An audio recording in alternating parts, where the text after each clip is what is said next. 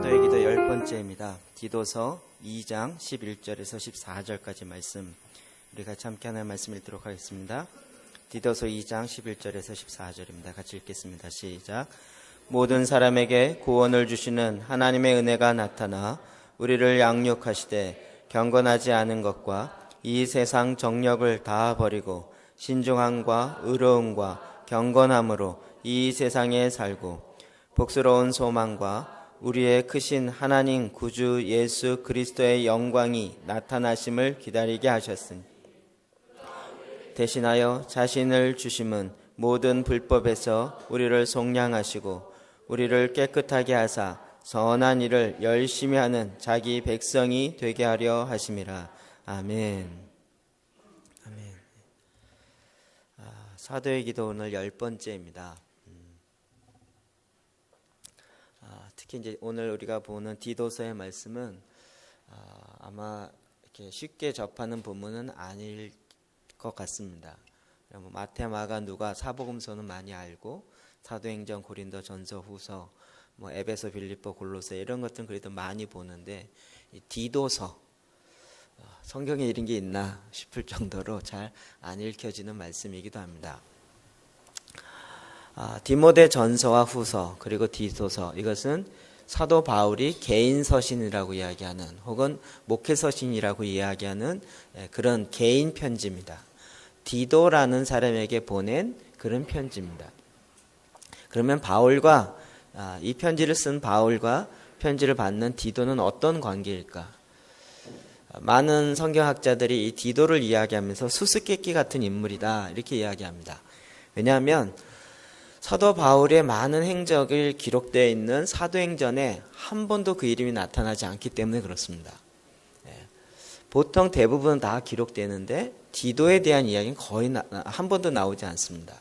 오히려 고린도, 전서, 후서에 많이 나옵니다. 우리가 이 말씀을 통해서 우리 알 수 있는 것은 뭐냐면 디도는 아마도 누가의 친척이거나 친동생이었을 것이다 이렇게 많이 추측합니다.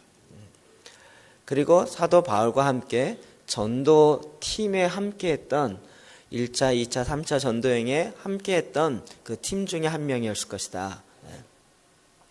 특별히 그레데라는 지방의 초대 감독으로 디도가 있게 되어지는데 이 고린도 전서와 후서를 쓰는 배경 가운데 고린도 전서를 사도 바울이 쓰고 고린도 교회에 편지를 보냅니다. 이 편지를 가지고 간 사람이 바로 디도입니다. 그래서 디도가 다시 돌아오기를 기다렸는데 아무리 기다려도 오지 않고 바울은 마게도냐로 떠나야만 했습니다. 그래서 마음속에 고린도 교회에 있는 많은 이야기 또 문제거리가 많다는 걸 듣고 거기에 대해서 고린도 전서를 썼는데 이 편지를 보내고 나서 고린도 교회 상황이 어땠는지 굉장히 바울은 궁금했습니다. 근데 그 소식을 다시 편지를 전해준 디도가 와서 전해줘야 되는데 그를 만나지 못했습니다. 굉장히 궁금하던 터에 나중에 다시 만나게 되고 여전히 사도 바울의 사도권과 또 사도 바울이 그 문제에 대해서 하나님의 지혜로 답을 준 것에 대해서 그들이 잘 받아들이고 있다라는 긍정적인 이야기를 듣고 마음에 굉장히 큰 감동을 받습니다. 그리고 나서 다시 두 번째로 쓰는 게 고린도 후서입니다. 고린도 후서도 여전히 디도가 이 편지를 두고 전령의 역할을 했던 그런 인물입니다. 성경에 굉장히 이렇게 알고 보면 밀착되어 있는 인물인데 딱 이렇게 많이 부각되지 않기 때문에 우리가 잘 이렇게 모르는 경향이 있습니다. 디모데와 디도 굉장히 비슷하긴 하지만 디모데는 유대인이고 디도는 이방인입니다. 그렇기 때문에 이방인인 디도가 사도 바울에게서 너는 참 내 아들이다 라고 이야기하는 것은 굉장히 쇼킹한 이야기입니다. 그 당시 유대인들은 이방인과 같이 밥도 먹지 못하도록 율법에 규례되어 있었던 그런 시대입니다. 그래서 디모데를 영적인 아들 삼은 건 그럴 수 있다라고 하지만 이방인을 영적인 아들로 참 아들이라고 표현하는 것은 굉장히 이례적인 일이지만 그러나 사도 바울에 의해서 복음이 증거되었고 디도에게 그리고 나중에 그레데 지방에 일대 감독으로 디도를 거기에 떨구게 되어지는 그런 일들을 갖습니다. 그렇기 때문에 디도와 이 바울과의 관계는 굉장히 친밀한 관계에서 이제 디도가 목회를 하고 있는 현장에서 어떻게 해야 되는지 아주 구체적인 지침을 줍니다. 오늘 우리가 디도가 되어서 사도 바울이 우리에게 쓰는 이 격려의 말씀과 또 어떠한 지침을 우리에게 주는지, 그리고 디도서에 나와 있는 기도의 문장을 저희가 같이 살펴보려고 하는 것입니다. 자, 먼저 11절 말씀을 같이 읽어보겠습니다. 시작. 모든 사람에게 아멘. 디도서 2장인데요. 1장에 디도서는 거꾸로 되어 있습니다. 대부분은 사도 바울이 먼저 교리를 얘기하고 그러므로 이렇게 살아라 이야기하는데, 이 디도서는 먼저 이렇게 살아야 된다라는 것을 이야기하고, 왜냐하면 교리를 이야기합니다.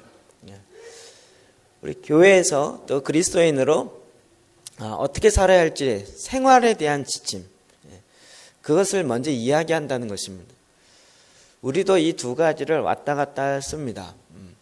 우리 그리스도인으로 세상에서 이렇게 살아야 되지 않겠습니까? 왜냐하면 하나님의 자녀이기 때문에요. 구원받은 백성이기 때문에. 보통 이렇게 이야기하는 그런 논리를 쓰고 있다는 것입니다. 자, 뭐가 나타났다고요? 하나님의 은혜가 나타났다 이렇게 얘기합니다. 메시지 성경은 이렇게 표현하고 있습니다. 시작.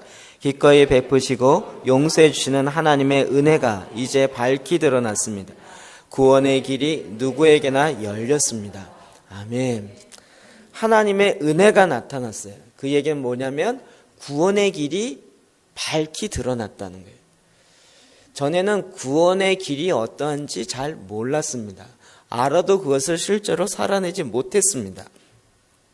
성경은 이 구원의 길이 나타났다라는 표현을 많이 합니다. 은혜가 나타나고 그 다음에도 보면 주님의 영광이 나타나고, 나타났다는 건 원래 있었던 건데 감춰졌다가 다시 이제 표현되었다, 이런 뜻을 갖고 있죠.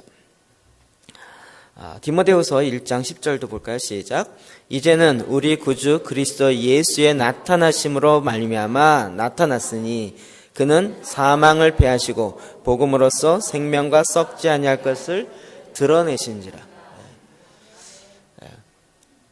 하나님께서 우리에게 원래 주시고자 하는 생명을 이제 예수 그리스도로 말미암아 나타내셨다고요. 그리스도가 나타남으로 나타난 게 있어요. 그리스도가 나타나시기 전에는 그게 약간 거울로 보는 것 같이 희미했었는데, 예수 그리스도가 나타남으로 이 구원의 길이 정확하게 우리에게 나타났습니다. 사망을 패하고 복음으로써 생명과 썩지 아니할 것, 영원한 영생, 주님과 영원토록 할 수 있는 이 또 삶의 모든 영원한 목표, 영원한 궁극적인 하나님의 영광, 생명, 우리가 전혀 알지도 못했던 이런 것들이 나타나게 된 것입니다. 이 나타난 것은 기적 중의 기적입니다. 그래서 사도 요한은 이렇게 표현합니다. 요한 1서 1장 1절과 2절입니다. 시작. 태초에 있는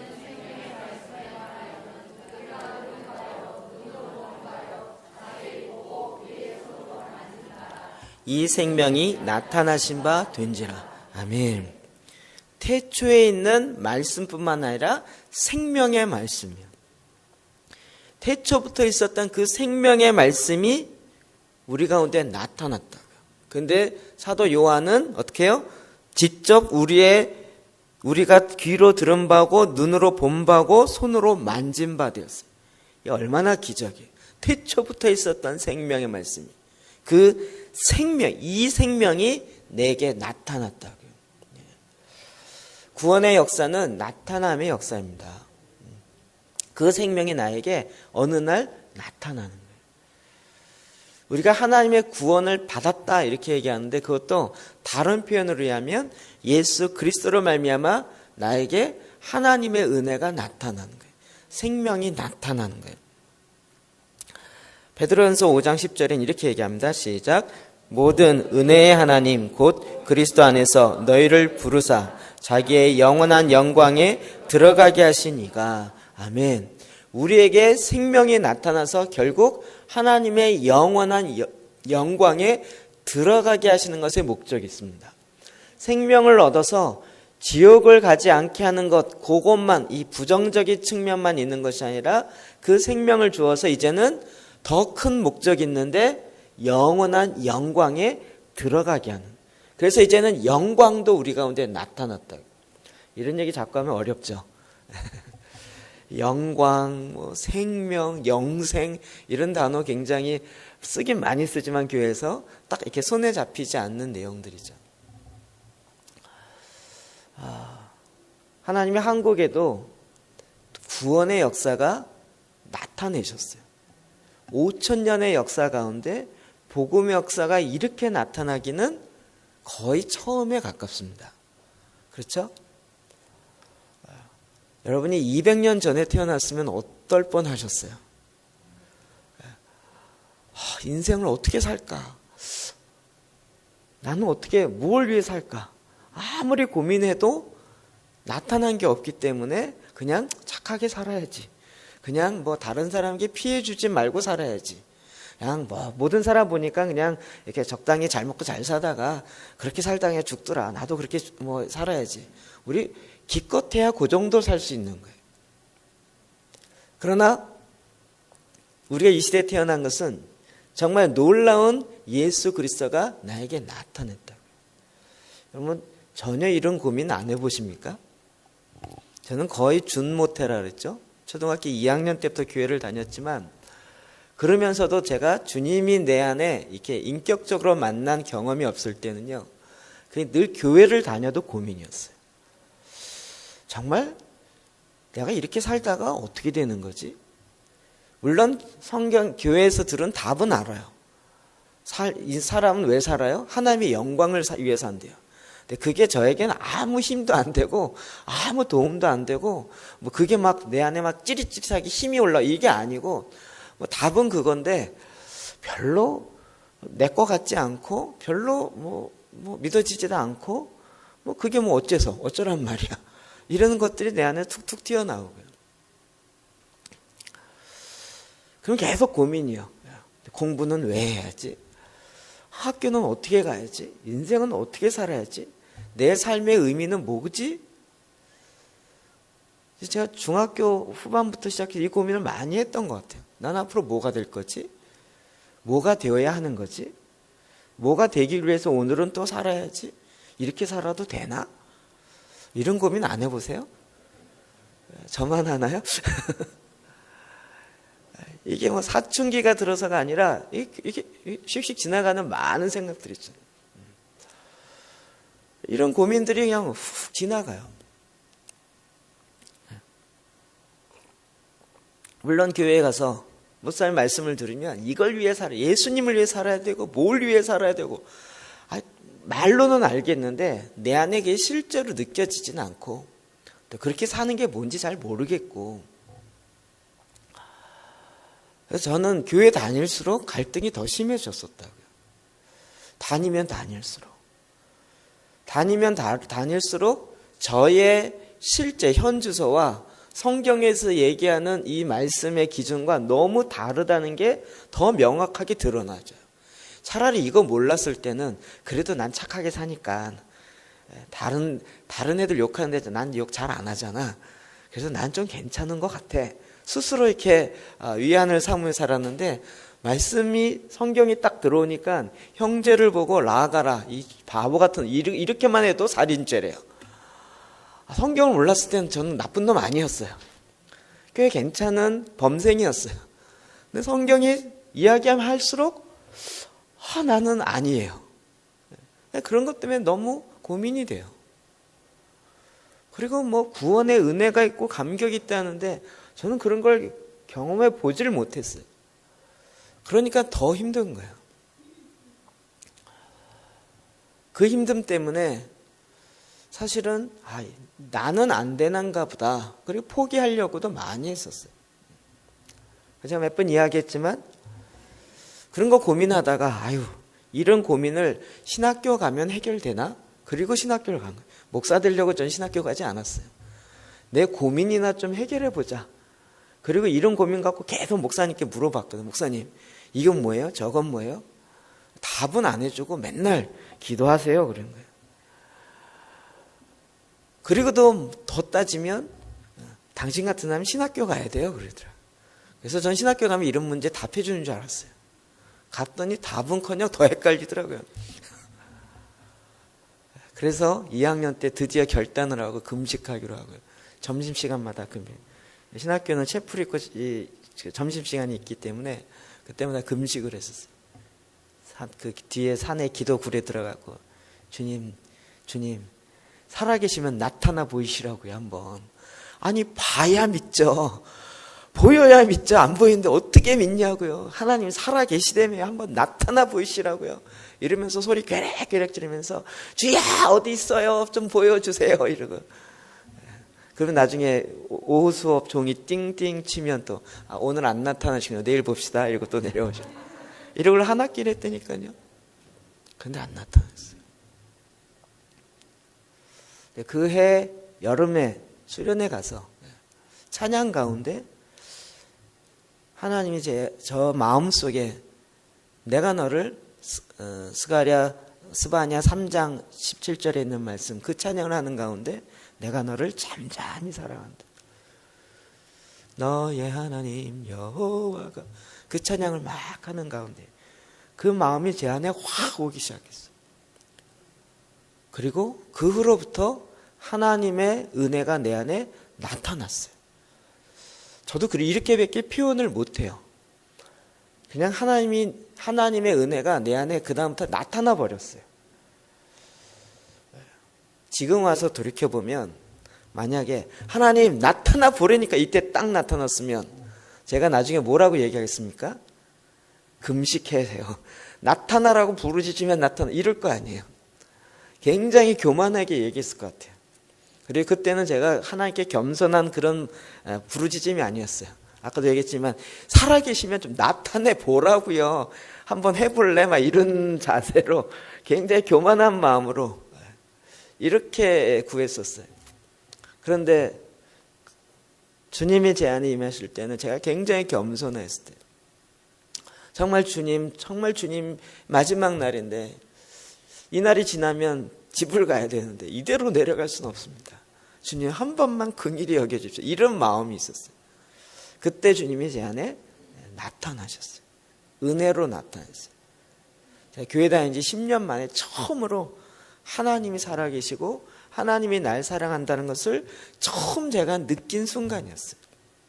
그때 구원받은 건 아니에요. 그 전에 구원은 받았더라고요. 근데 그때 느꼈어요. 처음.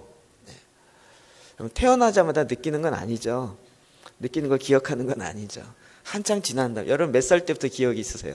3살? 2살 때 기억도 있으신 분 계세요? 그 전에 살긴 살았는데 기억은 없어요.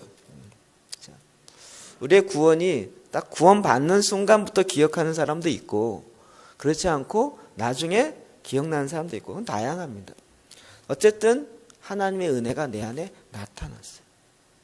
나타나고 나서 제 삶이 바뀌어지는 것을 저도 놀랐어요. 성경을 읽으면 늘 졸렸는데 그 다음부터는 성경이 읽고 싶었어요. 읽어도 뭔 뜻인지 잘 안 들어오는데도 읽는 그 자체가 너무 기뻤어요. 그 다음에 한 학기 동안 성경을 다 읽었어요. 쉬는 시간마다 성경 읽는 게 너무 좋고요. 교수님이 늦게 들어오면 성경 보기에 바쁘고요. 그렇게 보는 저도 신기했어요. 맨날 목사님들이 오면 성경이 아직도 일독도 안 했냐고. 신학생이 일독도 안 했냐고 막 너무 찔렸어요. 그래 억지로라도 일독은 읽어야지. 그리고 성경을 딱 펴고 읽기 시작하면 졸음이 와. 늘 잠 안 오면 성경 봤어요. 그러면 잠 즉시 왔어요. 수면제와 같아가지고 왜 성경을 읽으려고 이렇게 잠은 많이 잘 오는지. 희한하게도 주님의 은혜가 내 안에 나타나고 나서는 내 안에 나도 모르는 변화가 그냥 일어나져 버렸어요. 제가 막 하려고 했던 것이 아니라 제 안에 그런 은혜가 나타났다고요. 하나님의 모든 사람에게 구원을 주시는 하나님의 은혜가 나타납니다. 하나님은 모든 사람이 다 이와 같은 하나님의 은혜 안으로 들어오기를 원하십니다. 이 구원의 길이 나타납니다. 왜 나에겐 안 나타났냐고요? 그렇게 전폭적으로 의지하고 신뢰하지 않기 때문에 그렇습니다. 제가 대만에 있는 동안 많은 이야기를 금요일날 다 해가지고요. 오늘은 부록만 얘기하겠습니다. 어느 한 청년이 갑자기 제가 있는 자리로 왔어요.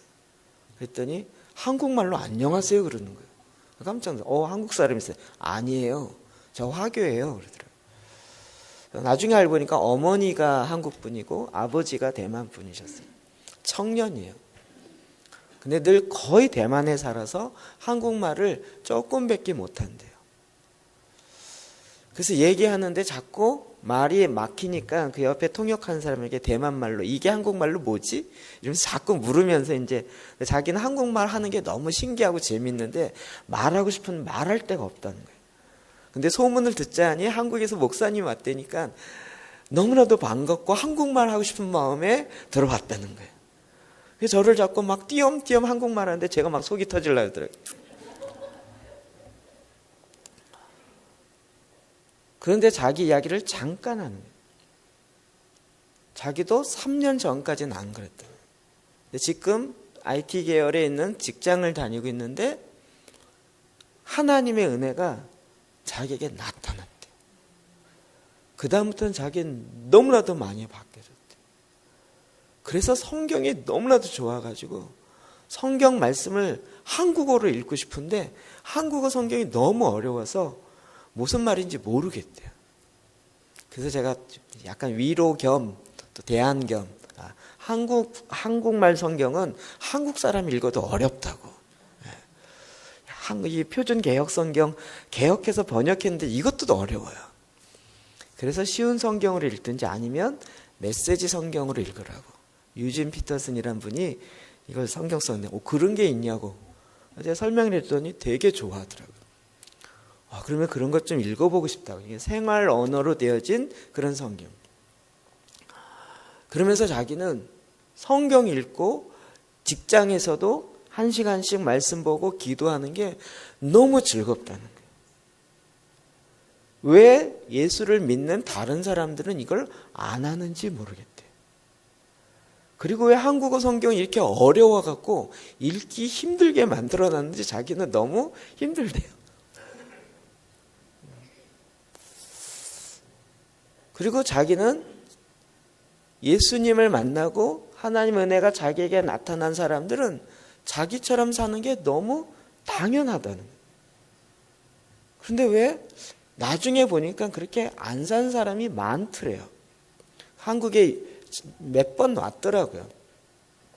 교회도 가보고 교회를 다닌다는 이렇게 친구들 좀 자기 또래 사람 만나봤는데 성경을 거의 안 읽더래요. 하나님의 말씀을 사랑하지도 않고 자긴 그게 너무 이상하대요. 여러분은 어느 쪽 이상한 겁니까? 그 청년이 이상합니까? 아니면 말씀을 안 읽는 게 이상합니까?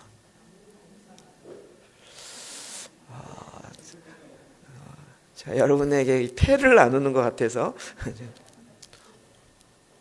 하나님의 은혜가 우리에게 나타난 바 되었습니다.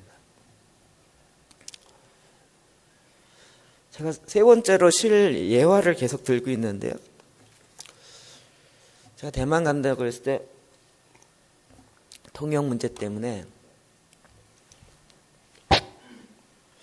어느 한 분이 통역을 잘 해주는 선교사님이 있는데 그분에게 다른 선교사님이 연결했는데 그분이 제가 가는 일정에 선한 목자교회 유기성 목사님이 와서 집회를 하기 때문에 혹시 그 집회를 오는 거냐고 물어보더라고요. 그건 아니라고요. 근데 자기가 그 기간에 통역을 맡아서 월화수를 다 유기성 목사님과 함께 있어야 된대요.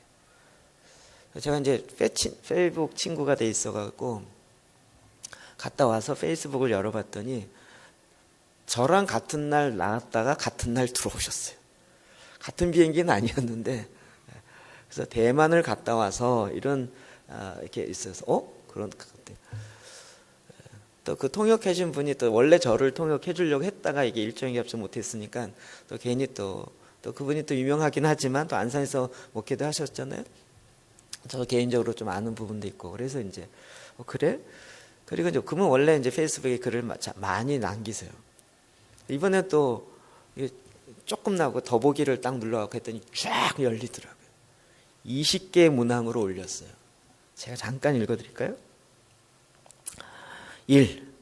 또 올리는 것도 숫자를 넣어갖고 올려요. 희한하게. 1. 어젯밤 대만에서 귀국하여 바로 교회로 달려와 금요 성령 집회에 참석하였다. 하였습니다. 다음 세대를 위한 집회에 잠깐이라도 참석하고 싶었기 때문입니다.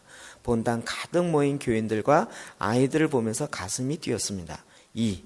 오늘날 다음 세대의 교육 문제만큼은 학교도 가정도 정부도 사회도 두 손 두 발 다 들었습니다. 우리 아이들은 앞으로 어떤 삶을 살게 될지 예측하기 힘들 정도로 잘못 자라나고 있습니다. 3.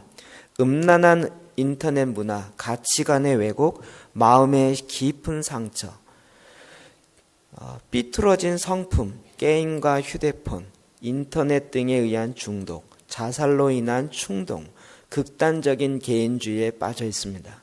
과연 우리 아이들이 올바른 가치관으로 설 수 있을까요? 4. 저는 이런 상황이 복음의 영광을 드러내고 교회가 어떤 곳인지를 증명하는 기회일 수 있다고 믿습니다. 물론 오늘날의 교회는 그러한 기대를 갖기에는 너무나 무기력한 것이 사실입니다. 5. 교육 전문 목회자의 부족, 교회 교육에 대한 교회 리더십의 의지 부족, 교회의 총체적인 영적 침체, 재정적인 한계 등 문제가 한두 가지가 아닙니다.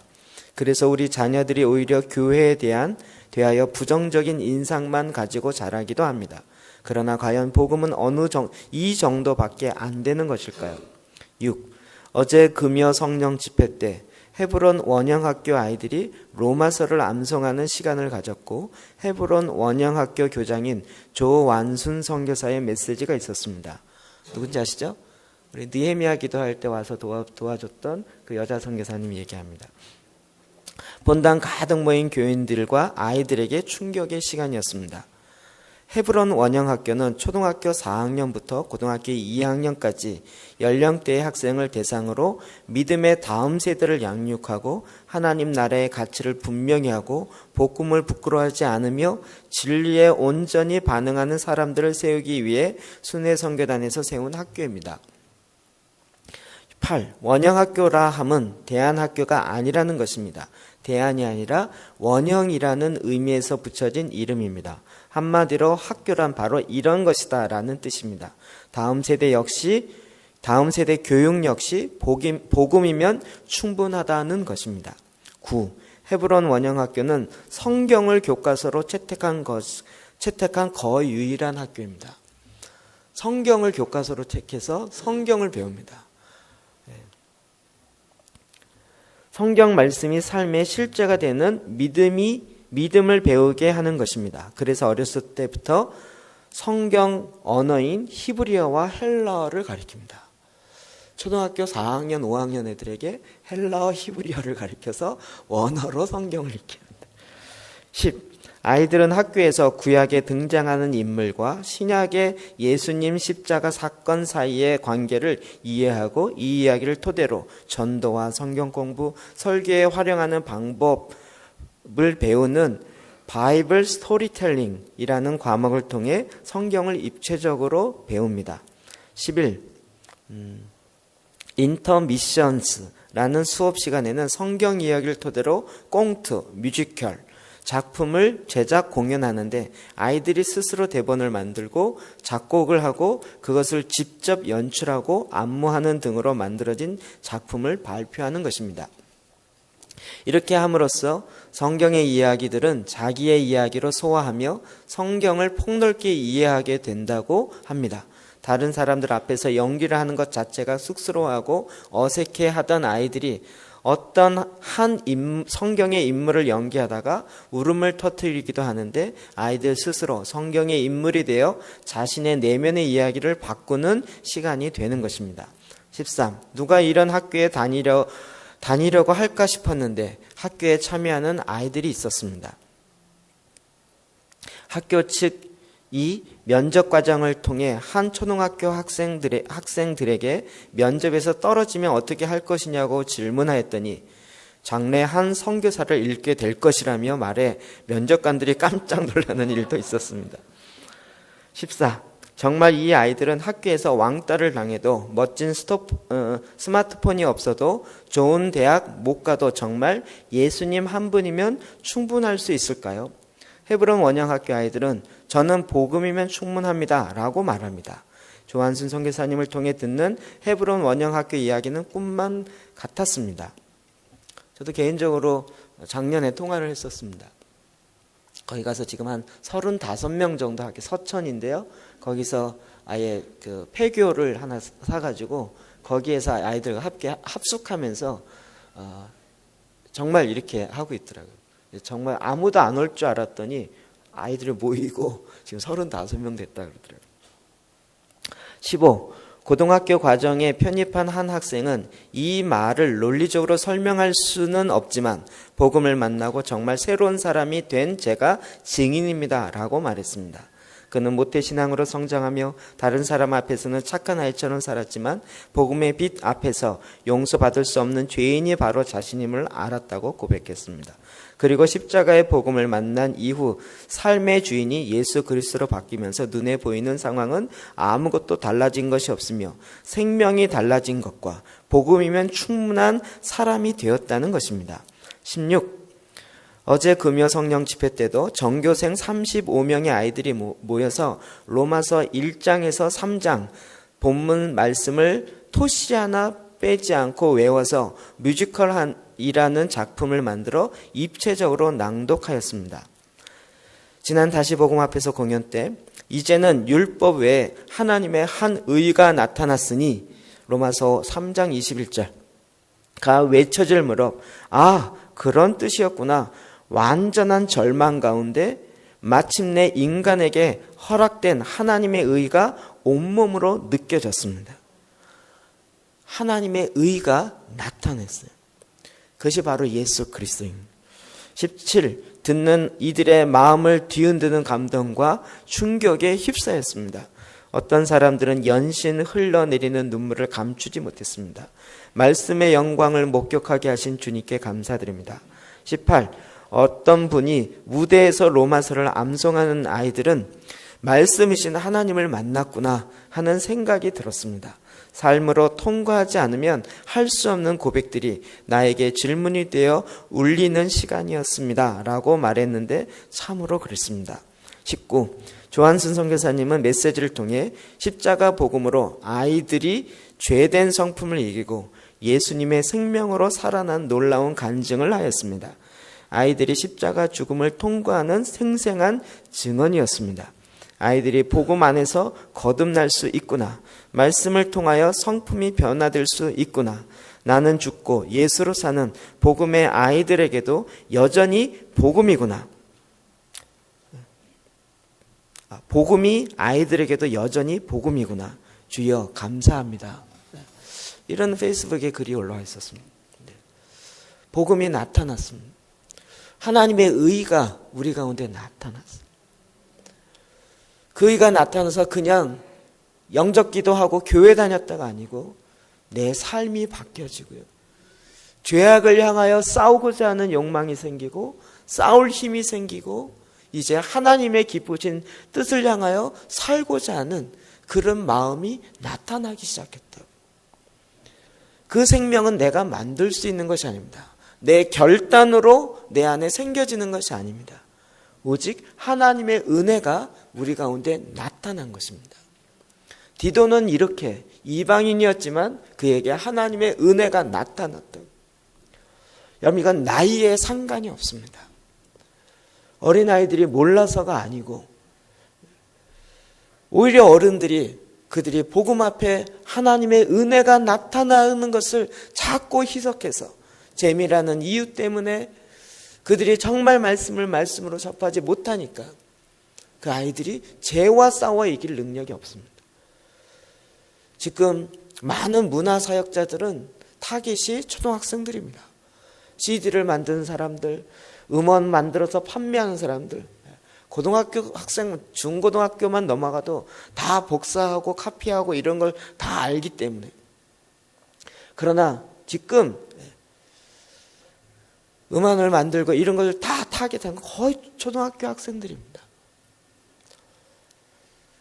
초등학교 학생들, 메이커 중고학교 학생들, 메이커에 목숨을 걸고 거기에 학교의 유무를 가느냐 안 가느냐의 유무를 결정한 아이들이. 모든 산업하시는 장사하시는 분은 그쪽에 포커스를 맞추려고 합니다. 어른들은 쉽게 지갑에서 돈이 안 나와요. 그런데 다음 세대들, 그 메이커의 목숨을 걸게 그렇게 만드는 사람들이. 사실은 복음이, 하나님의 은혜가 우리에게 모든 사람 가운데 이렇게 나타나는 바 되는 것입니다. 바라긴 여러분 가운데서도 하나님의 은혜가 나타나기를 주의 이름으로 축복합니다. 정말 내가 만들어내는, 내가 눈물 짜서 생겨지는 것이 아니라 정말 주님의 주시는 그 방법대로 순종하여 나아감으로 하나님의 방법 앞에 하나님의 은혜가, 생명이 나타나신 바 되는 것입니다. 이 은혜가 나타나서 은혜가 어떻게 됩니까? 12절 상반절을 보면 우리를 양육하되 이렇게 얘기하고 있습니다. 은혜가 나를 양육합니다. 그러면 우린 양육에 대한 단어 많이 들었죠. 이젠 교육이 아니라 양육입니다. 교육은 주로 가르치는, 선생님이 학생들에게 가르치는, 지식을 전달하는 개념이지만 양육은 부모가 자녀를 양육하는 이 개념으로 바뀌어져야 합니다. 이런 얘기 많이 들었습니다. 물론 쉽게 변화되지는 않죠. 성경이 뭐라고 하냐면 그 은혜가 나타나서 우리를 양육하였다. 누가 양육해요? 은혜가 양육했다고. 저는 이 은혜가 양육하는 것에 대해서 그냥 은혜 받았다, 또 은혜롭게 합시다, 이런 교회에서 많이 썼던 용어 때문에 그 진정한 의미를 잘 모르고 있었습니다. 그러다 셀하다가 만난 한 책이 있었는데 그 책이 저에게 굉장히 큰 도전이 됐습니다. 그는 그레이스 무브먼트라는 은혜 운동을 하고 있는 스티브 맥베이라는 목사님의 책이었습니다. 은혜의 영성, 은혜의 영성의 파워, 다양하게 한국교회에 번역되어 있고요. 거기에 핵심적인 내용은 우리는 율법 아래에 있지만 우리가 정말로 변화되려면 은혜 아래로 오는 것이고 은혜 아래에서 양육되어야 한다는 것입니다. 율법도 율법 아래에서 율법 아래에 있는 자들을 자꾸 양육합니다. 율법은 이렇게 말합니다. 당신은 해야만 합니다. 반드시 꼭 이대로. 그러나 은혜는 이렇게 해야 합니다. 내 안에 소원을 두고 내가 행한다. 율법은 이렇게 얘기합니다. 너 이 법을 잊지 마. 꼭 이 법 기억하고 해야 돼. 그러나 은혜는 이렇게 얘기합니다. 내가 너를 사랑한다. 나와의 관계에서 더 친해지자꾸나. 율법은 이렇게 얘기합니다. 이것을 해야 되는 건 당신의 의무야. 은혜는 이렇게 얘기합니다. 예수님과 친밀감을 더 친해지도록 그렇게 친밀감이 더 증진되어지기를 원한다. 율법은 이렇게 얘기해요. 당신은 당신의 행위를 개선시켜야 합니다. 하나님은 이렇게 얘기합니다. 너는 섬길 수 있는 의무와 특권과 자유가 있어. 율법은 원리를 중심으로 당신의 삶을 세워라. 이렇게 얘기합니다. 은혜는 이렇게 얘기합니다. 생명을 중심으로 예수 그리스도 안에 거하라. 율법은 이렇게 얘기합니다. 너는 더 열심히 해야 돼. 조금 더 열심히, 조금 더 노력하면 돼. 라고 얘기합니다. 그러나 주님은 이렇게 얘기합니다. 은혜는 이렇게 합니다. 하나님 안에서 안식을 취하라. 내가 너에게 주는 공급함, 하나님이 너에게 주는 그 은혜를 더 많이 받아야 되느니라. 율법은 이렇게 얘기합니다. 당신은 당신 자신을 바쳐야 합니다. 희생해야 합니다. 그런데 은혜는 이렇게 얘기합니다. 자신의 삶을 부인하십시오. 자신을 포기하십시오. 그러면 새 삶을 살아갈 수 있을 것입니다. 율법은 확신을 가져라 이렇게 얘기합니다. 은혜는 주님의 내주하심 안에 임재하심 안에 거하십시오 이렇게 얘기합니다. 율법은 경건하게 행동해야 된다 이렇게 얘기하는데, 은혜는 나는 의인입니다. 거룩한 자입니다. 그러니 나는 의인으로 살 수 있습니다 이렇게 얘기합니다. 율법은 나는 죄에 대해서 싸울 필요가 있다 이렇게 얘기합니다. 그런데 은혜는 나는 죄에 대해서 죽었다 이렇게 얘기합니다. 이거 얘기하려면 밤새야 됩니다. 우리가 교회에서조차도, 저도 그렇게, 제가 교육 전도사를 15년 했습니다. 간사하면서 계속 전도사 했기 때문에 교회에서조차도 율법의 자녀로 율법으로 양육했던 것이 너무나도 많이 있다는 것을 발견했어요. 제가 또 기독교 교육학을 전공했잖아요. 교회 다니는 이런 건 안 돼. 교회 다니면 이렇게 해야 돼. 교회 다니는 사람이 이래야 돼. 얼마나 많은 율법을 강조하고 너는 이걸 지켜야 되고 이걸 해야만 해. 이런 식으로. 그리고 내가 그걸 가르쳤기 때문에 난 또 그걸 지켜야 된다고 얼마나 저 자신을 옥죄었는지 모릅니다. 그러나 그렇게 해서 내 안에 은혜가 나타나는 게 아니었습니다.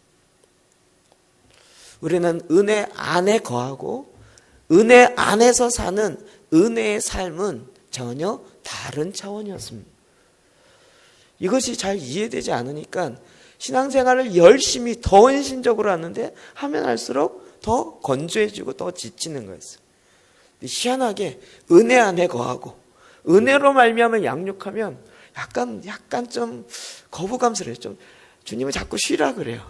내 안에서 안식을 취하라 그리고 나와 함께 있자라. 아니 주님 함께 있는 것도 좋지만 일도 해야죠. 기도도 해야 되지만 기도도 일인 거예요. 주님 안에 거하는 것보다는 주님을 위한 일을 해야죠. 이게 제 안에 더 많이 돌아갔었습니다. 율법 아래에 있을 때는 당신은 더 나은 자기 이미지가 필요하다라고 이야기하는데, 은혜 아래에 있을 때 나는 그리스도 안에서 내가 누구인지를 알기만 한다. 알기만 하면 된다.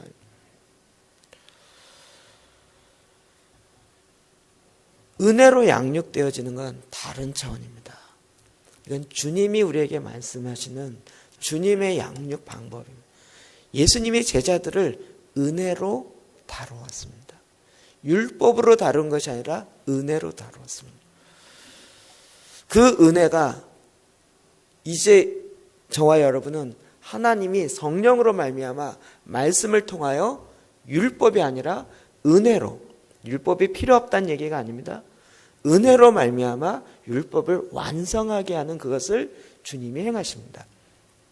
그래서 열매는 내가 어금니 깨물고 열매를 맺혀야 되는 것이 아니라 그리스도 안에 있을 때 열매는 절로 맺는 것입니다. 주님은 많은 열매를 맺어라 얘기하지만 많은 열매를 맺으려면 비결은 뭐예요? 그리스도에게 붙어 있으면, 그리스도 안에 있으면 열매는 절로 맺어요. 열매를 맺으라는 얘기는 다른 얘기로는 그리스도 안에 거하라는 거예요. 나의 안에 거하라 나는 내 하나님이니. 주님은 계속 이렇게 얘기합니다.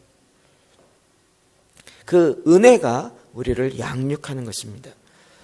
그렇게 은혜로 양육되었을 때 내 안에 소극적인 것과 적극적인 두 가지가 일어납니다. 12절 시작. 경건하지 않은 것과 이 세상 정력을 다 버리고. 은혜가 임할 때, 은혜가 나타나고 그 은혜 안에 거할 때 먼저 버리는 것이 있고 그 다음에 적극적으로 하는 것이 있습니다. 이게 바울이 이런 논리를 많이 하죠. 옛사람을 벗어버리고 새 사람을 옷 입어라. 그러니까 소극적으로는 벗어버리는 것이고 더 적극적으로는 새 옷을 입는 것.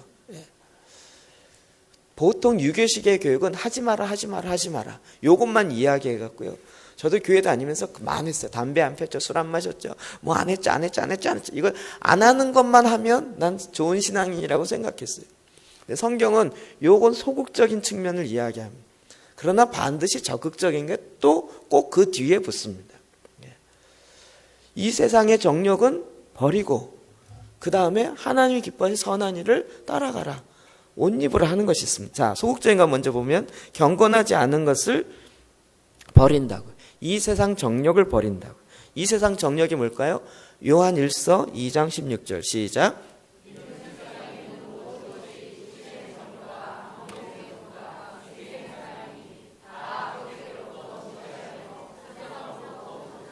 아멘.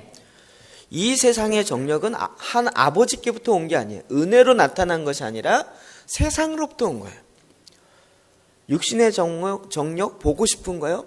형이 보고 싶은 욕망들이 정말 굉장히 강하죠.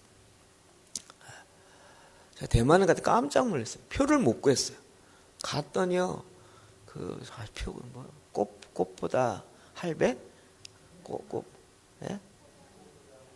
하여튼 그 프로가 때문에요. 거기 한국 제가 오기 전에 시간이 잠깐 남아서 그 선교사님이 장개석 기념관을 가보자 그러더라고요. 갔어요. 근데 정말 그 링컨 기념관과 똑같은 사이즈로 졌고, 그 대리석도 미국의 링컨 기념관에 썼던 그 대리석을 직수입해 갖고요, 똑같이 졌대요. 정말 의리의리해요. 딱 보고 있는데요, 주위에서 한국말이 다 들려요. 지나가는 사람마다 한국 관광객들이 와갖고요, 그룹 다니는데 다 한국 사람들이에요. 거기 가면 한국말 할 필요 없이 그냥 쫓아만 다니면 설명도 다 듣고 그냥 다 돼요. 어마어마하게. 나중에 보니까 꽃보다 할배 여행 관광 코스 이래가지고. 근데 그 선교사님도 봤는지 하더라고요. 딱 시간이 정시가 되니까 그 보초가 이렇게 교대하는 그거를 한다고 올라가서 보자 그래서 잠깐 봤어요. 저는 본 적이 없으니까. 근데 누구죠? 배지섭? 아니 누구지? 제가 못 봤으니까 제가 이걸, 그분이 그 동상인 줄 알고 인간인겨 이런데 눈을 깜빡을 해가지고 깜짝 놀랐다고 그런 거죠. 정말 딱 서 있는데요, 이게 안 움직이더라고요. 재밌는 건 딱 교대하고 나서 위에 딱 쓰니까요, 안 움직이고 그 옆에서 그 사람 이 각을 잡아주는 그 방위 같은 사람이 따로 있어요. 그래갖고 뒤에 와서 옷을 딱 잡아주고, 각 군대식으로 옷 딱 잡아서 딱 잡아주고, 밑에 이렇게 체인 넣어가지고 딱 잡아주고, 본인이 못해. 본인이 이러고 써 있어야 돼요. 근데 다 한국 사람이에요. TV 프로 한번 떴다고요. 거기 가겠다고 막. 제가 갈 때도 그렇고 올 때도 그렇고 거의 저가 항공에 밤 새벽 1시 15분 비행기 탔으니 전 사람 없을 줄 알았어요. 한국 사람 꽉.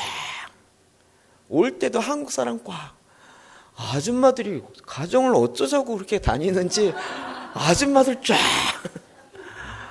물어보고 싶더라고요.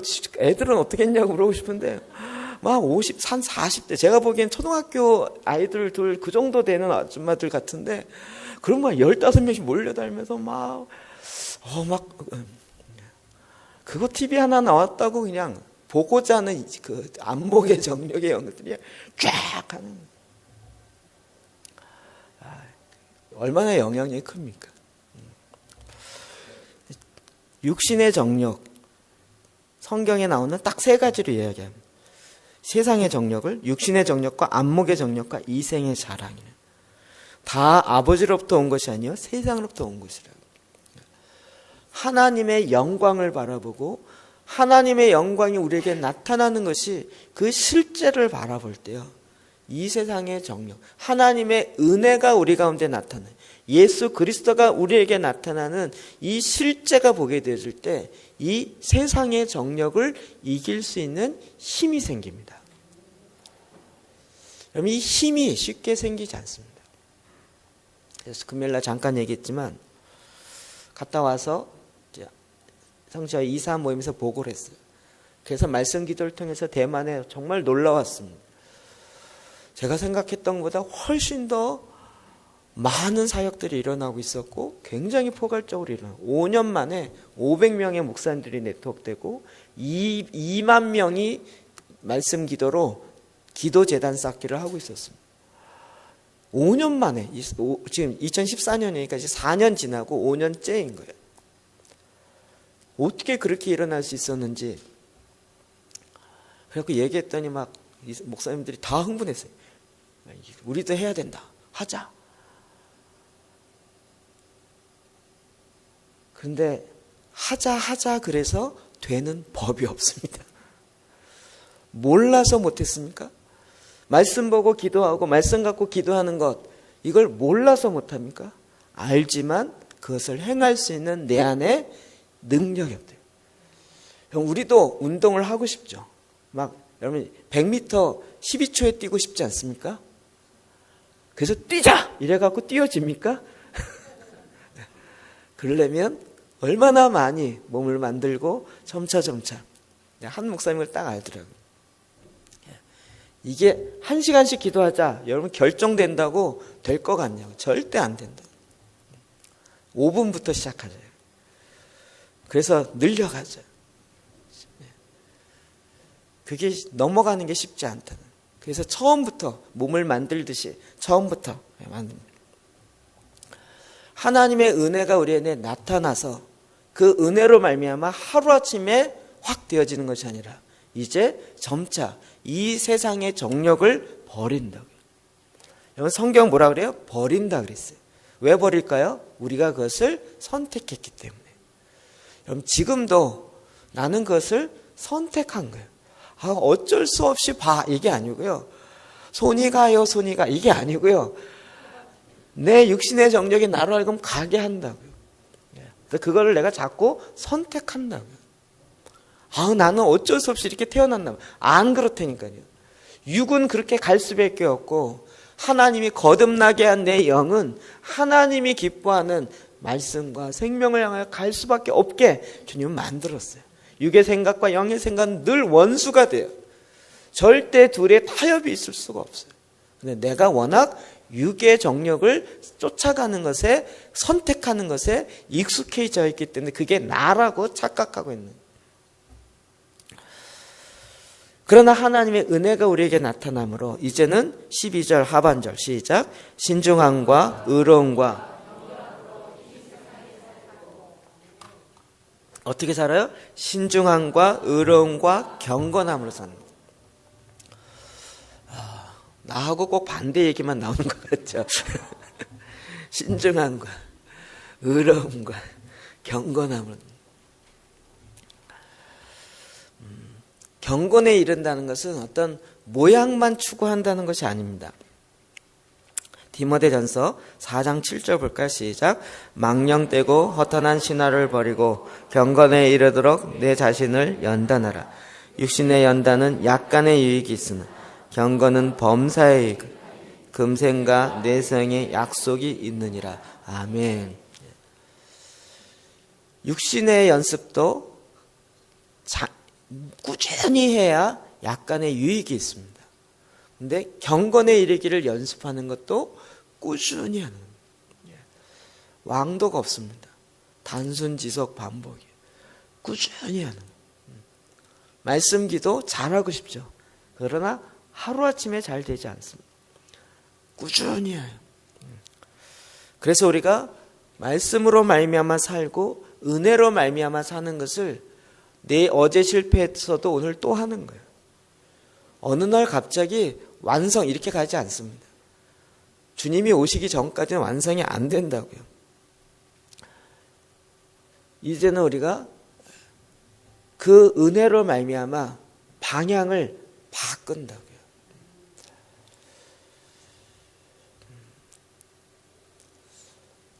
금요일날 잠깐 얘기했지만 이번에 대만에서 모인 목사님 한 200명 정도 모였는데 각 17개 도시에서 7명씩 대표들만 모였습니다. 벌써 그렇게 됐어요. 한 도시 목회자 기도 모임인 줄 알았더니 그게 아니고 17개 도시에서 임원들만 뽑아서 7명씩만 모아서 모인 목회자 기도 모임 200명. 거기 굉장히 강력한 하나님의 역사가 일어나는 것을 그냥 제가 눈으로 이렇게 느껴지더라고요.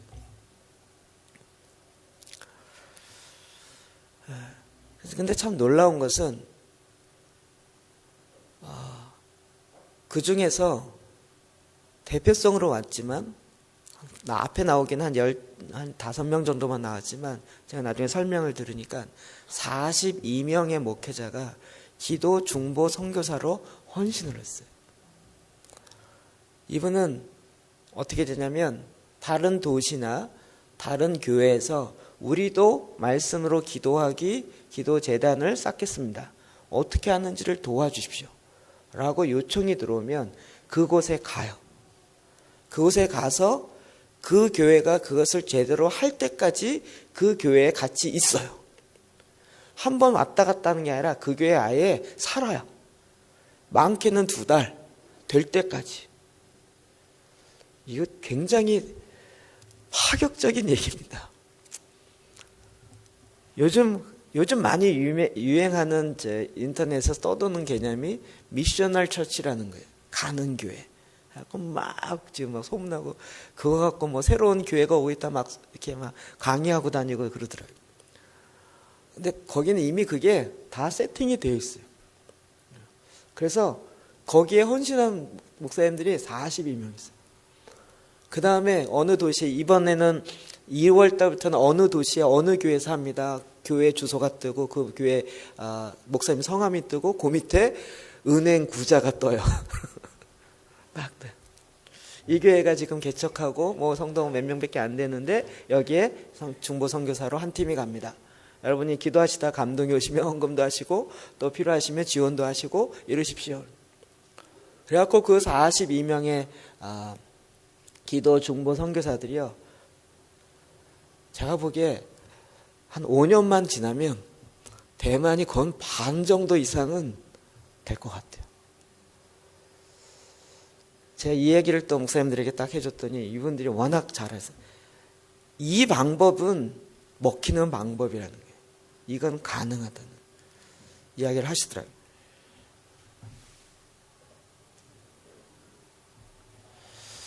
그러나 이거를 할 수 있는 힘이 하자 그래서 되는 게 아니라고요.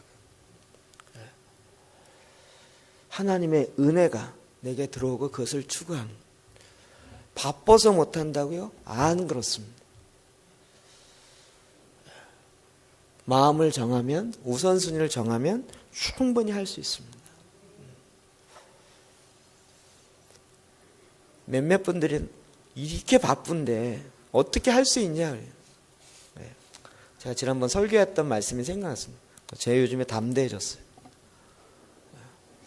그렇게 바빠서 못하실 때는 하나님이 쓰시는 방법이 한 가지 있습니다. 2-3가지 있어요. 뭐죠? 병원에 잠깐 푹 쉬게 하시거나 아니면 뭐 일을 통해서 푹 쉬게 하시거나 편히 이렇게 시간 많게 할 수 있는 방법 되게 많아요.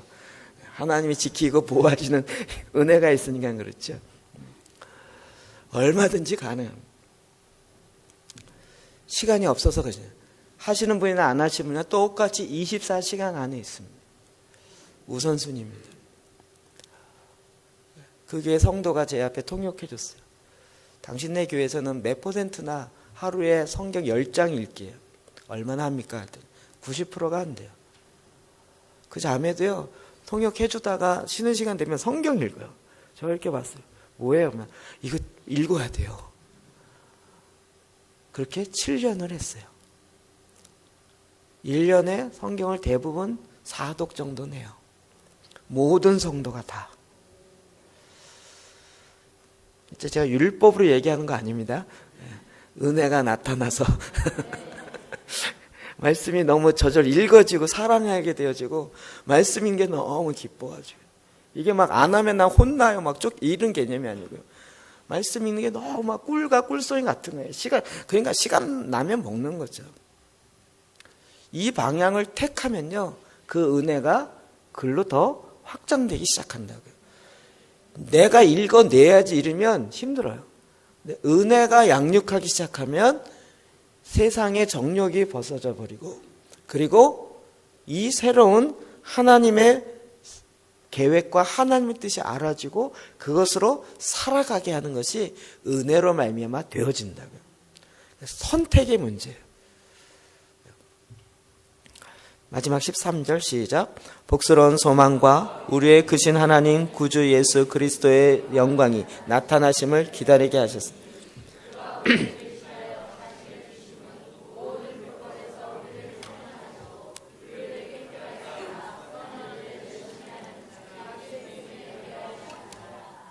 아멘. 다시 13절에 나타나심을 기다리. 이제 우리에게는 뭐가 나타나길 기다려요? 완성을 기다려요. 복스러운 소망, 복된 소망이 나타나길 기다려요. 또 우리의 크신 하나님 구주 예수 그리스도의 영광이 나타나심을 기다려요. 예수 그리스도의 영광이 완벽하게 나타난 때가 언제입니까? 주님의 다시 오심. 이걸 이해가 안 되시는 분은 오예배 계시록 강의에 나오십시오. 주님의 다시 오심이요. 그때 주님의 영광이 나타나죠. 우리에게 영광이 나타난 바 되었고 이제는 완전히 하늘에 있는 그 영광이 이 땅과 통합되어 통일되어지는 그 영광이 우리에게 생생하게 나타나는 것을 우리가 기다리고 있어요. 제가 계시록 강의를 하고 지난번에 계시의 찬송 강의를 하면서 종말론이 딱 정리가 되니까요. 말씀이 정말 자신 있어요. 전에는 뭐 주님의 다시 오신 이름이 약간 저도 두렵고 떨리고 벌써 오시면 안 되는데 내가 계획을 이루어야 되는데 이런 생각이 있었는데 이제는 내 계획이 목적이 아니고요. 주님의 영광이 나타나는 게 내 삶의 목적이고 그것이 주님의 이 세상을 창조하신 목적이고 그건 동일하게 나의 목적과 반대되면 안 되죠. 그게 얼마나 기쁜지 알기 때문에 그건 나의 소망이 되는 거예요. 그냥 담대함으로 주여 어서 오시옵소서 이게 된다고요. 그럼 메시지 성경의 13절을 이렇게 표현했습니다. 시작. 이제 이 새로운 삶이 시작되어 우리로 하여금 위대하신 하나님과 구주 예수 그리스도께서 나타나실 영광스러운 날을 소망하게 합니다. 아멘. 그 영광이 나타나는 것을 소망하게, 복스러운 소망, 그것을 소망하게 되어 있다. 주님이 다시 오신다는 게 두렵고 떨리는 게 아니고요. 빨리 오십시오. 그것이야말로 우리 모든 이 피조물이 고대하는 바입니다. 이게 교리적으로 끝나는 게 아니라 실제화되는 거예요. 주님이 임하시는 것이야말로 내 삶의 목적이고 그것이 모든 일의 해결입니다. 근데 이게요. 주님이 신약에서 오셔서 한 게 아니고 구약부터 하나님의 원래 계획 가운데 있었던 거예요. 출애굽기 19장 5절 시작.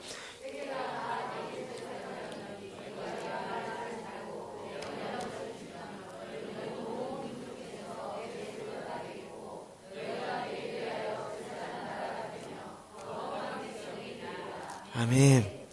그럼 이 13절에 있는 말씀, 그는 또 특히 14절에 있는 이 말씀은 그 당시에 이렇게 인용되어진 기도 문장으로 많이 썼어요. 그러면서 왜요? 구약에 있는 내용들을 싹 인용하는 거예요. 시내산에서 시내산 언약을 맺었어요. 하나님이 애굽의 그 10가지 우상, 그 밑에 신음하고 있는 이스라엘 백성들을 구원하세요. 이 어린 양의 피로 그들을 구원하여서 속량하였어요.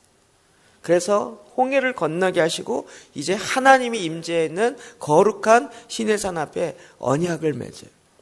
그러면서 내가 그들과 언약을 맺으면서 너희는 모든 민족 중에 내 소유가 되겠고 너희가 내게 대하여 제사장 나라가 되며 거룩한 백성이 되리라.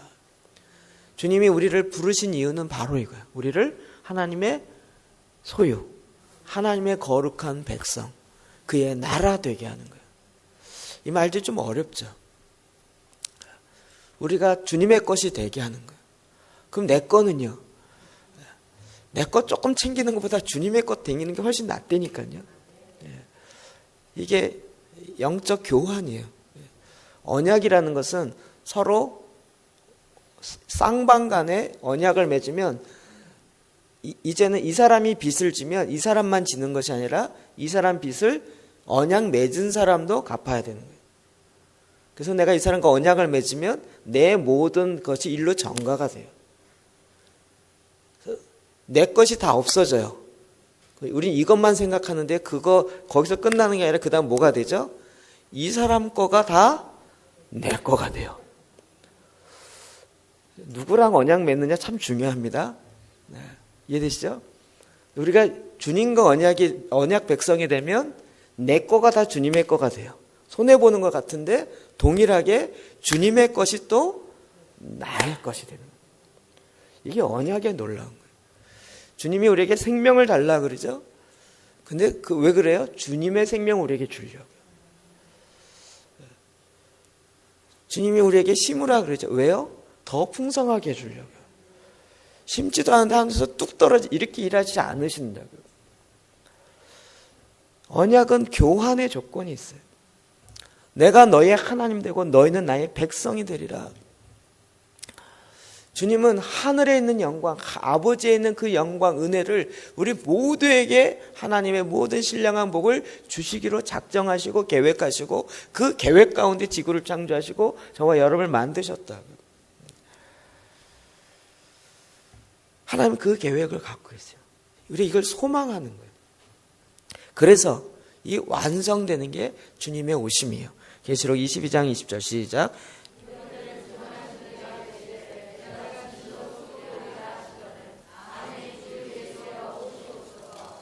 아멘. 그래서 우리가 이 땅에서 선한 일을 열심히 하는 자기 백성이 되게 하려면 율법으로 이야기하는 것이 아니에요. 이제는 하나님이 기뻐하신 일이 뭔지 알아. 그래서 내가 손해봐도 하나님이 기뻐하신 일이라면 그것을 열심으로 감당해요.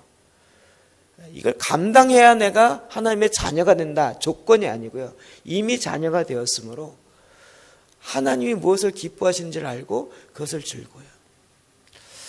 오늘 새벽에 기도를 하는데 갔다 와서 좀 사실 몸 컨디션이 안 좋아서 좀 이렇게 좀 잘 회복이 안 돼요.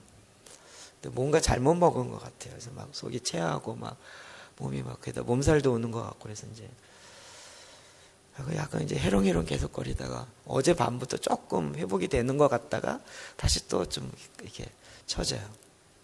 오늘 아침 새벽 예배 하는데 딱 앞에 오는데 이게 다시 돌아왔다는, 역시 새벽 예배가 핵심인 것 같아요. 돌아왔다는 기분이 딱 들면서 막 이렇게 영적인 힘이 좀 생기더라고요. 있었던 일을 이렇게 좀 돌아보게 됐어요.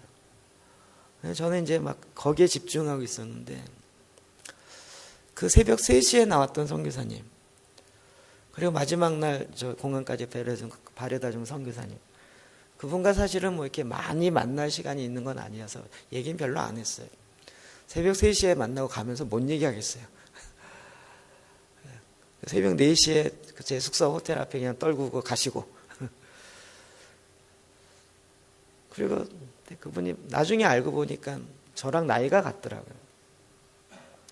마지막 날은 추리닝에 신발 신고 오셨어요. 장계에서 거기를 갈 생각을 하고 아예 많이 걸어야 되니까 이 가이드 복장으로 아예 나오셨어요. 근데 걸음이 이렇게 보니까 좀 찔끄덕 하시더라고요. 제가 이제 어제 조금 힘이 나서 중화교회 정성현 선교사님이 소개해 준 거거든요. 그래서 이제 선교사님과 이제 갔다 왔던 보고도 할 겸 앞으로 있을 일도 얘기도 할 겸 잠깐 만나서 이야기를 나눴어요. 근데 그 선교사님 이야기를 하시더라고요. 저를 그 가이드해 줬던,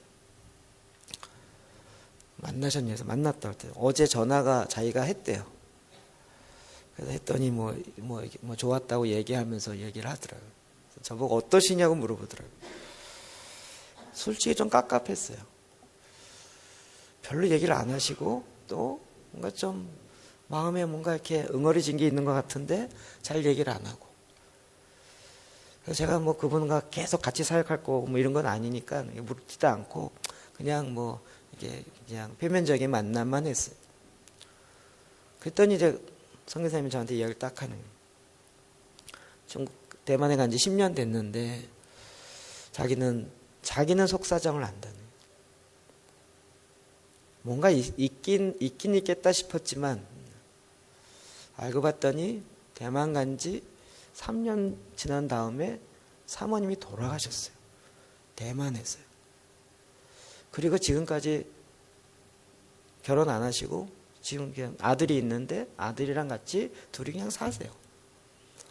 주위에서 자꾸 한국을 돌아가든지 결혼을 하시든지 하는데 안 그래요. 근데 본인은 또 보니까 얘기하지 마십시오. 본인은 파킨슨 병이 왔대요. 쩔뚝쩔뚝하는 게 파킨슨 병이 뭔지 아시죠? 제 어머님이 그걸로 돌아가셨기 때문에 제가 잘 알아요. 결국 이제 한쪽에 마비가 오기 시작하는 거예요. 아침에 기도를 하는데 그 마음이 확 오기 시작하는 거예요. 선교지에서요. 아무도 도와주는 사람이 없어. 그리고 고국에 가도 반겨줄 교회도 없고 또 뭐 파송한 그것도 없어요. 거기에 돌아갈 수도 없고 그냥 있어요. 어린이 10명을 대상으로 사역을 해요. 제가 마음속에 여기 와서 어린이 10명 대상으로 10년 되셨는데 이렇게 사역을 하시나, 좀 그런 마음이 있었는데 이제 한국 이 성교사님 통해서 얘기를 들어보니까 그럴 사정이 있는, 저한테 카톡으로 이렇게 왔어요. 그 성교사님이 카톡으로 만나서 반가웠어요. 목사님 만나서 얘기를 듣다 보니 안산에 가고 싶은 마음이 들어요. 이렇게 이제 안산의 도시변화 얘기를 막 이렇게 했더니 약간 인간적으로 오시면 곤란한데 이런 생각이 휙 지나갔어요. 말씀과 같이 묵상하면서 하나님 선한 일에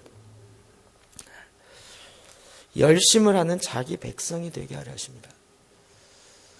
사실은 선교사님들의 뒷얘기를 저는 되게 많이 알아요. 그러나 이것을 이렇게 외적으로 공개적으로 얘기하기 참 어려워요.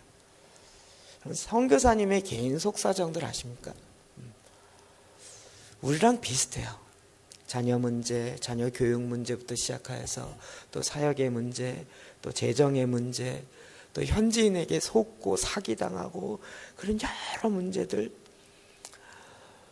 정말 본국에서 선교 후원금 받아갖고 막 센터 지어주고 그랬는데 나중에 그 선교 센터 뺏기고 막 사기당하고, 상이 당하고 싶어 당했어요. 그 사람들이 외국인이니까 이용해 먹고 자기네 법을, 이런 수많은 일들이요. 선교사님 말 못하는 속사정들이 정말 뼈를 이렇게, 아니 오죽하면 제 나이랑 똑같은 나이인데 파킨슨이 걸렸겠냐고요. 이 생각이 제 마음속에 확 기어오더라고요. 사도 바울이 디도를 향하여 이 이야기를 하는 거예요.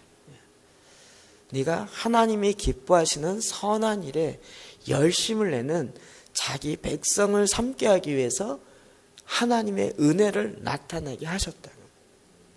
제가 뭐 그 선교사님을 돕자 이런 얘기 하려는 게 아니에요. 하나님이 우리로 하여금 마음에 하나님이 기뻐하신 일이 무엇인지 소원하는 마음을 은혜로 두세요. 그런 마음이, 이게 내가 돈 많으면 그렇게 해야지. 여러분, 돈 많으면 그런 일 안 생겨요. 이해되시죠? 나도 돈이 딸랑딸랑하고 이러는데 이거 주고 나면 난 못 쓰나 이럴 일들이 많이 생겨요. 그때마다 하나님이 우리로 하여금 그렇게 행하시려고 하는, 그러니까 우리는 돈으로 사는 자들이 아니잖아요. 예수 그리스도로 말미암아 살아가는 자들이고, 그 은혜로 말미암아 은혜가 나에게 나타난 바예요. 그래서 우리가 이 땅 가운데 어떻게 살아요? 육신의 정력을 쫓지, 세상의 정력을 쫓지 아니하고 하나님의 의와 경건과 거룩함을 쫓아가는데, 그러면서 하나님이 기뻐하시는 선한 일이 무엇인지를 하나님이 우리의 영으로 하여금 알게 하시는, 그 일에 열심을 내는 자기의 백성을 삼고자 한 거예요. 물론 하나님께서 하나님 나라에 이르게 하세요. 그러나 이 땅 가운데서 그렇게 나의 백성으로서 제사장으로 살아가는 그 삶을 살게 하신다. 하나님이 저와 여러분 가운데 이 소망을 두고, 주님이 다시 오신 날 이것들이 모든 것들이 다 해결되어지고, 모든 병들이 치유되어지고, 모든 억눌렸던 것들이 다 회복되어질 것입니다. 그러나 그 날이 오기를 소망하면서 우리가 오늘 우리의 삶의 현장에서 그와 같은 주님의 마음이 우리를 통하여 이 어두운 세상 가운데 증거되어지기 때문에 우리로 하여금 그 일을 나타내는 거예요. 퍼뜨리기 시작하는, 그런 가운데 하나님의 역사가 일으키신다고요. 내가 하는 것 같지만 내가 아니요 내 안에 그리스도가 행하시는 것입니다. 그래서 우리는 더욱 주님이 오실 때뿐만 아니라 오늘 하나님 이 시간에도 임하십시오. 이 시간에도 하나님의 은혜로 임할 뿐만 아니라 하나님이 이 땅 가운데 이루시기 원하시는 것이 무엇인지, 내 생각, 내 비전, 내 프로젝트가 아니라 하나님이 성령으로 말미암아 이루시기 원하시는 그 소원함, 나는 단지 사용되어지는 것만으로도 충분히 기쁩니다. 나는 이미 주님으로부터 많은 은혜의 영광의 자리에 이르렀습니다. 그 은혜에 나아가게 되는 거예요.